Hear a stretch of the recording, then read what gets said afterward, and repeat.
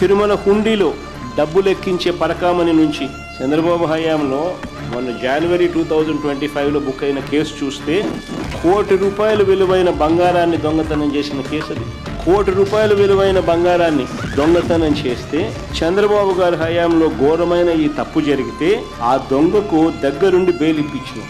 మొత్తం కేసును నీరుగార్చే ప్రయత్నం చేశారు. మా హయాంలో 75,000 విలువ చేసే డాలర్ నోట్ల దొంగతనం జరిగితే ఏకంగా 15 కోట్లు విలువైన ఆస్తులు టీటీడీ గుడికి రాయించినారు.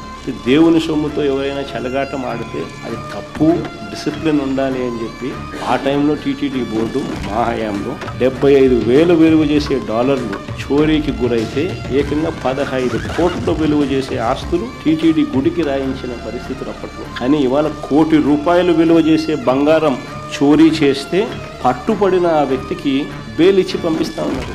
నో విలువలు, నో క్యారెక్టర్, ఏదైనా చేస్తా